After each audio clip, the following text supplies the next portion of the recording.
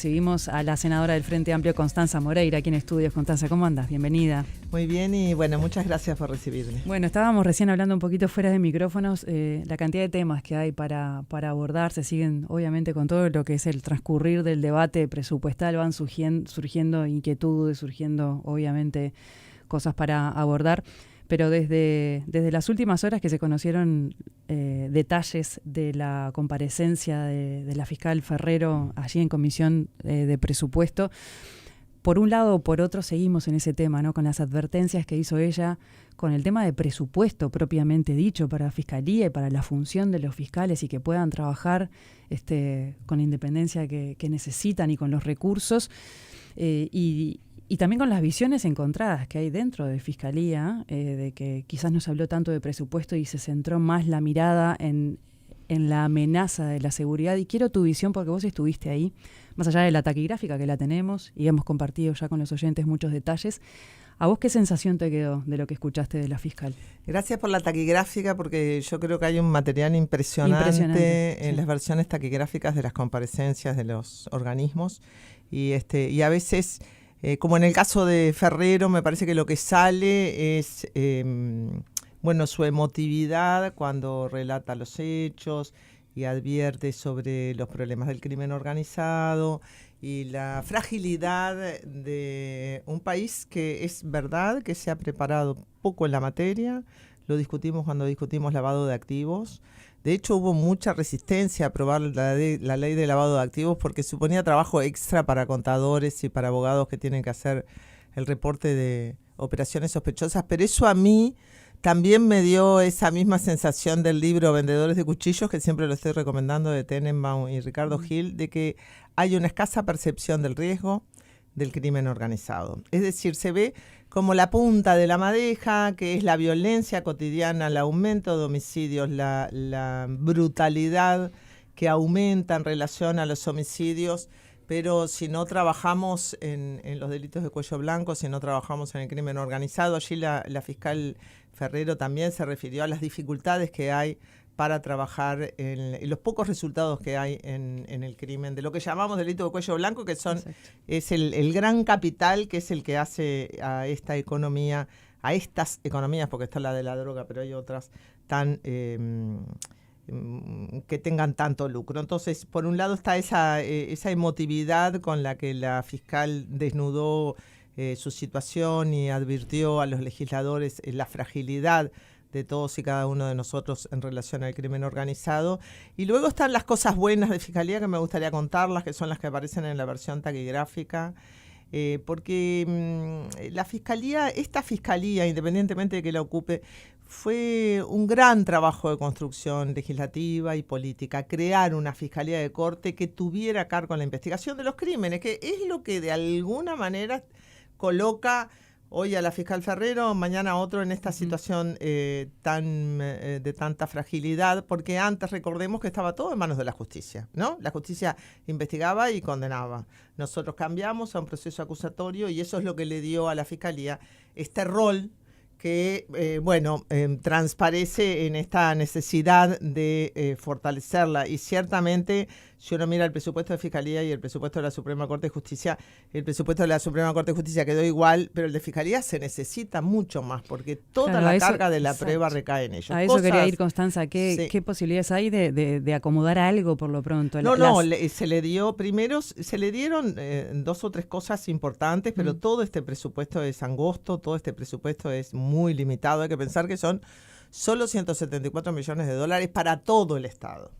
Para todo el Estado, lo cual es poquísimo dinero, pero bueno, también hay una deuda heredada pendiente, digamos. Después discutimos si es válida o no, pero bueno, aparece lo de Cardama, pero luego hay deudas de ACE, de Ferrocarril Central, que son $1.000 millones. Entonces, viste cómo son los contadores, ¿no? Les tiene que dar el debe y el haber, le tiene que dar los equilibrios, tiene que proyectar a una tasa de crecimiento del 2,5% por año, que no es mucho. Y bueno, eso tiene que estar metido en esa... Y además tiene que estar todo metido dentro de la capacidad de pago del Estado uruguayo, porque nosotros vemos que a Milei le dieron $22.000 millones, ¿no? Capaz que le salvó la elección, la plata de Trump. Pero eso es deuda. Y vos cuanto más deuda tenés, menos capacidad de decisión tenés con respecto a tu economía doméstica. Y la vas a tener que pagar, además. Y la vas a tener, no, pero además la deuda te genera un montón de limitaciones adentro para vos decidir. Entonces, le dieron esa plata a Milei, pero Milei hipoteca buena parte de su soberanía aceptando esa deuda. Entonces yo creo que lo que hace O'Donnell, yo puedo tener discrepancias, pero es sensato porque la deuda uruguaya había pasado de 53 mil millones de dólares, algo así como 68 en los últimos 5 años. Estuvo la pandemia allí en el medio, es cierto. Lo que dice O'Donnell es todo lo que pagamos que no está sustentado por la fiscalidad del Estado, lo pagamos con deuda, señores y señoras. Entonces, entre esos 174 millones de dólares hay un aumento para Fiscalía que está concentrado en 2 o 3 rubros. El primero es la creación de una escuela de Fiscalía, porque la pobre Fiscalía como que le vinieron todas estas nuevas tareas, ¿no?, de golpe en ese proceso de la modificación del Código de Proceso Penal, y necesita una capacitación. Incluso para los delitos de cuello blanco se necesita mucha capacitación porque eso tiene que ver con el sistema financiero, en fin. Entonces, la escuela de fiscalía, se le dio el rubro para la escuela de fiscalía. Luego se equiparó el salario de los fiscales con el de los jueces, que fue una demanda, Ferrero me lo recordó, más del sindicato que de la fiscalía, pero bueno, no tienen por qué ser menos teniendo toda la carga que tienen. Y hay allí algunos aumentos presupuestarios. Después ellos pidieron algunas cosas sin costo. De lo que pidieron de plata más o menos es eso. O sea que Fiscalía obtuvo más o menos lo que quería. Y después hay algunos artículos sin costo. ¿Qué hacer con las multas por exceso de velocidad si no puede ir una plata para Fiscalía? Eso es muy uruguayo, ¿no? De ir rascando de la lata de los impuestos específicos. Lo que a mí me parece es que la Fiscalía no puede ser un botín político. Complica el hecho de que tengamos un solo fiscal, ¿no? Pero la Fiscalía no puede ser un botín político. La Fiscalía tiene que ser una institución que no puede estar en el medio de un tironeo. Tiene que ser una institución. ¿Por qué te parece que consideras que está siendo un botín porque cuando hay político? una decisión de Fiscalía, te lo digo por la oposición, no voy a hablar de los míos, pero hay una decisión de Fiscalía que no les gusta. Esta Fiscalía está de este lado. Esta Fiscalía, gente. Además las decisiones finalmente las toma el Poder Judicial, pero se percibe a la Fiscalía como una institución más política de lo que es. Y bueno, luego es una institución, sí, muy política porque es dependiente del Poder Ejecutivo, pero lo que digo es que cuidemos a la Fiscalía. Las fiscales además son en su inmensa mayoría mujeres, así que pidieron una guardería. Y bueno, aunque no le dieron la plata, te digo porque también hay algo de la fragilidad de esas mujeres. Eran todas mujeres, eran casi todas mujeres quienes estuvieron en esa comparecencia. Tienen una responsabilidad muy grande. Mi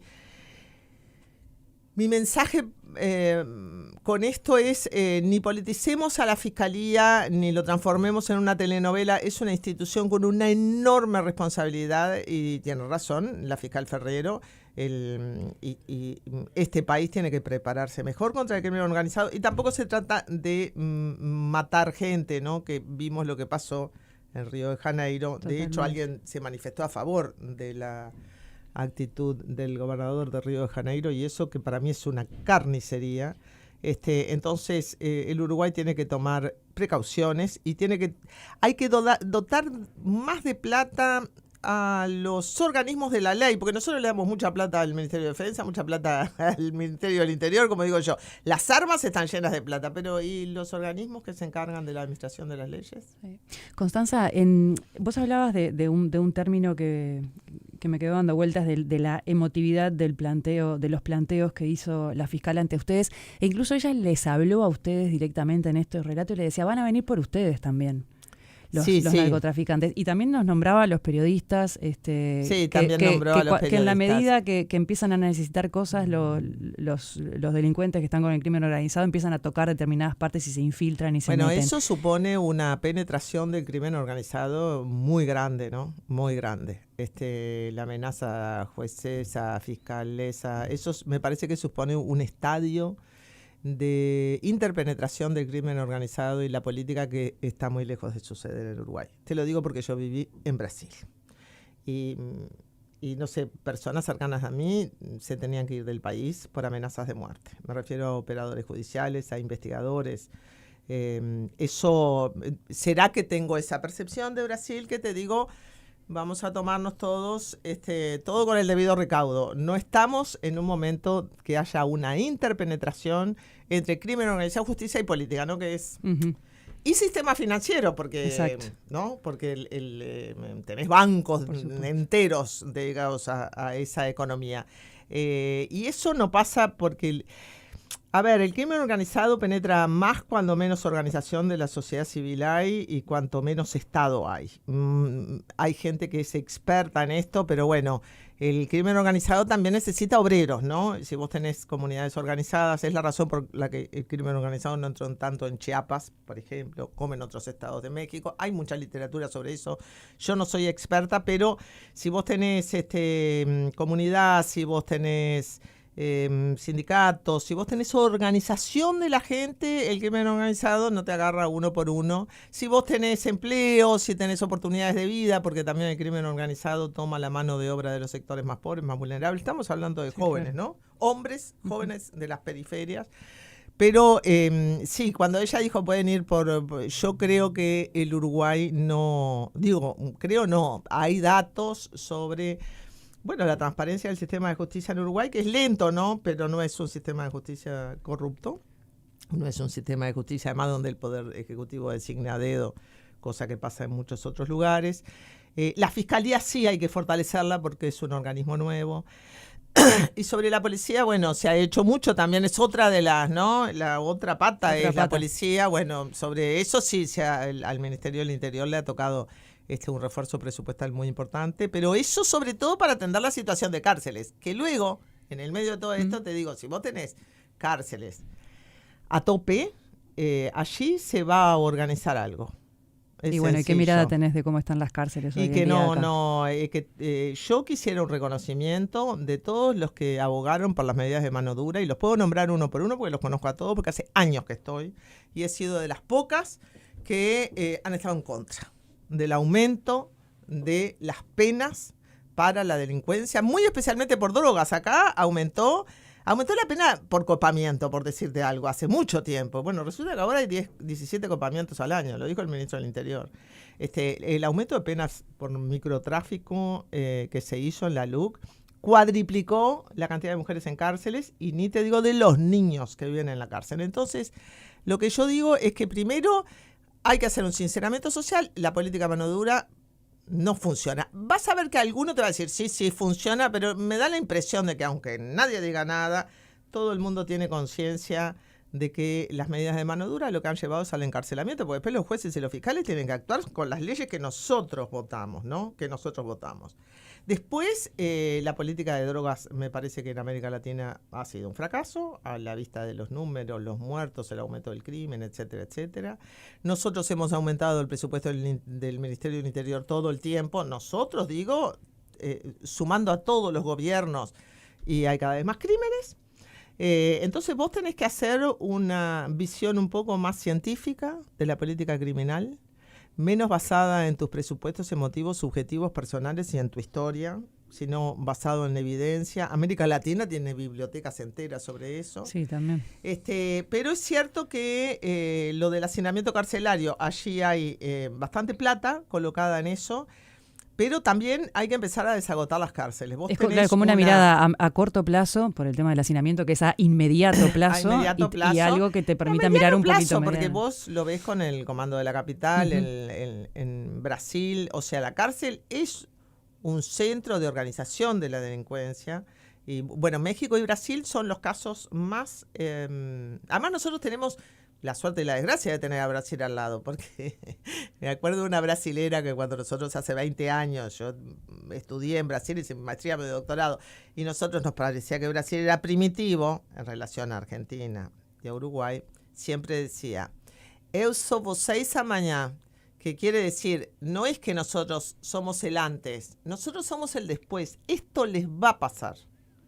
Yo te lo digo y se me pone la piel de gallina, porque lo dijo hace 20 años, y cuando yo veo el crecimiento de los asentamientos, te estoy hablando de que estuve en Tacuarembó, y hay un asentamiento en Tacuarembó y nadie sabe ahí qué es lo que pasa, qué es lo que no pasa, ¿no? Cuando veo el crecimiento de los asentamientos, cuando veo el aumento de la población carcelaria, la organización criminal dentro de la cárcel como una organización poderosa.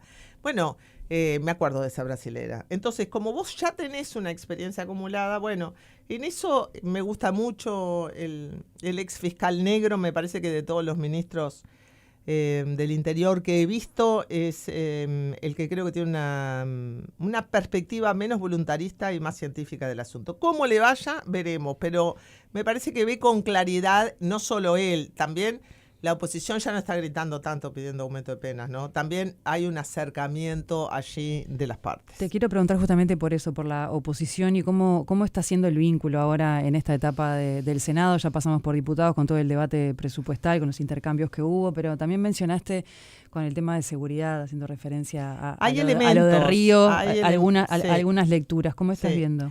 A mí me parece que hay personas con las que se puede trabajar.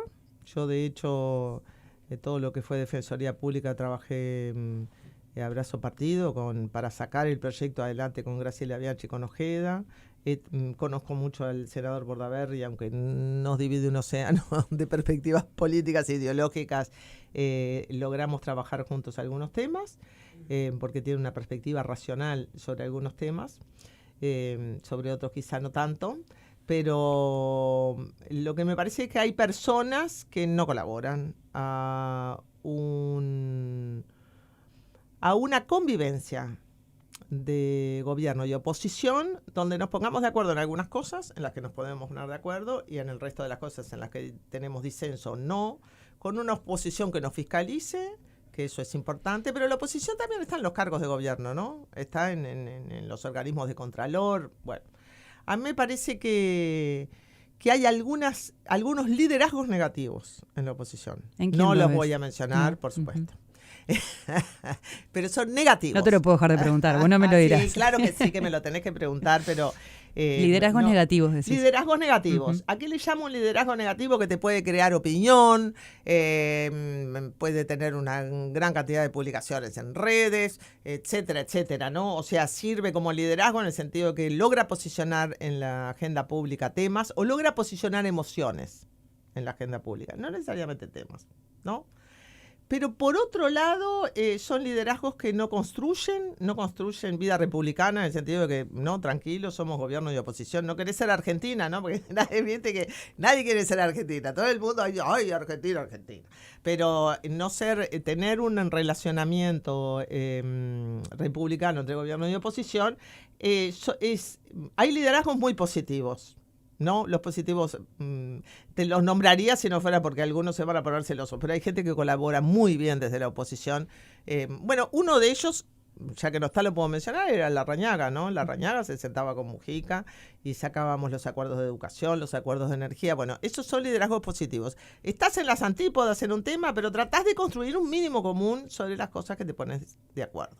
Y luego hay liderazgos negativos. Cuando los liderazgos negativos predominan, que yo espero que eso ahora con el tiempo se vaya limando un poco, pero veremos, porque pueden ir en crecimiento también.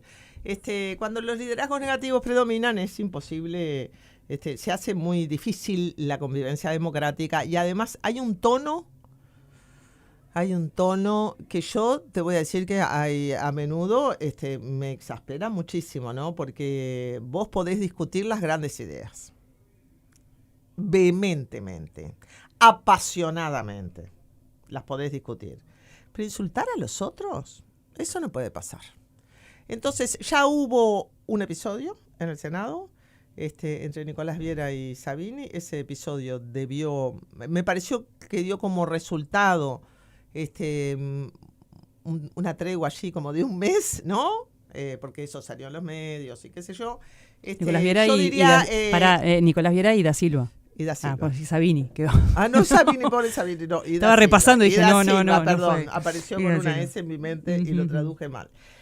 Da Silva y Nicolás Viera, yo creo que ese episodio dio lugar a una tregua. Alguien recordó el otro día, no queremos volver a pasar por esto. Y me parece que allí el presidente de la comisión, que se llama Sabini, ahora sí, ha manejado bien estas crispaciones. en algún momento simplemente llama un cuarto intermedio. Digo, hay que manejarlo, pero liderazgos negativos y positivos es como para escribir varios artículos sobre esto. Quería una mirada por el caso Cardama, como lo estamos tratando en estos días. Mira, la verdad que cuando el gobierno miró la garantía, fue el embajador a Eurocommerce, y yo qué sé, era una fachada, y el gobierno tomó la decisión de parar el proceso, yo respiré aliviada, porque lo de Cardama hace tiempo que lo vengo siguiendo. No es tampoco mi super tema, pero lo sigo, me preocupa, es un montón de plata. Yo pienso en las inversiones del Ministerio de Defensa, que son 100 millones para 4 aviones supertucanos. Vamos a ver qué hacemos con ellos, todavía no ha llegado ninguno. 100 millones para las patrullas oceánicas, son 200 millones. Después 25 millones para radares, que yo aplaudo porque el aeropuerto sí que precisa renovación de radares. Cualquiera que haya volado sabe que hay niebla, ni llegás, ¿no? Bueno, entonces, eso sí, modernización. Pero no para el aeropuerto de Durazno, para acá, para el aeropuerto donde circula la gran cantidad de gente. Ahora, nosotros tenemos 174 millones para todo el presupuesto. Hiciste una inversión de 225 millones en algo que todavía ni está. Lo de Cardama, la novela de la garantía, que es la que todo el mundo conoce, la que se ha hecho, es increíble. Es increíble. O sea, en un país, en un mundo que se supone que está súper reglado, ¿no? Con esos procedimientos de las garantías, el banco, etcétera, el crédito. Es mucha plata, además. Es mucha plata para nosotros. Y es mucha plata para una empresa que nunca facturó tanto en su vida. Por otra parte, me preocupó que nosotros no le diéramos el contrato a la empresa china, que fue la que ganó la licitación. Porque si vos declarás una licitación desierta, vos vas a procedimientos mucho más informales, que son los que nos llevan acá, ¿no? Sí, sí. ¿Y sabes por qué me preocupa lo de la empresa china? Porque hay una guerra China-Estados Unidos en América Latina. O más bien hay una guerra de Estados Unidos contra China. No me cabe ninguna duda de que los 22 mil millones de dólares que le da Trump a Milei tienen como contrapartida: no me sigas haciendo negocios con China. Entonces, a mí, lo dije hoy, alguien que me preguntó, pienso, más allá de partidos, etcétera, que la perspectiva de América Latina con China tiene que ser una perspectiva tranquila, porque China es nuestro principal socio comercial. Vos mirás la balanza comercial del Uruguay, y nosotros comerciábamos con Estados Unidos en la época que Tabaré Vázquez quería hacer un TLC con Estados Unidos, pero lógico, le vendías una cantidad a Estados Unidos. Siempre le vendiste mucho a Argentina y a Brasil, después le vendías a la Unión Europea, etc. Vos ves eso, lo que ha cambiado, por suerte, y ahora tu principal socio es China y Brasil. Y Brasil también está caminando por una cornisa, ¿no? Porque tiene que enfrentar a Trump todos los días, que le cambia un arancel para acá, un arancel para allá. Entonces, para mí, si una empresa china gana una licitación y vos le decís que no, digo, ¿qué pasó acá? Porque el procedimiento de la licitación es un procedimiento arreglado. No le servía el precio, pero entiendo yo que los chinos dijeron, bueno, renegociemos esto. Pero cuando vos salís de la designación para hacer una compra directa de 100 millones de dólares, capaz que 100 millones de dólares en Brasil no es nada, pero acá es muchísima plata. Ahí empezaron los problemas. ¿Te parece que la interpelación va a servir para aclarar las cosas? Estoy esperando esa interpelación. De todas las partes, digo, ¿no? Sí, estoy esperando esa interpelación, porque a mí me parece que la gente no tiene que dejarse manejar y tiene que ver lo que pasó. Es dinero público, es plata de todos y todas. Entonces, yo creo que la interpelación va a ser bien útil. Constanza Moreira, muchísimas gracias por acompañarnos este mediodía. Gracias a vos.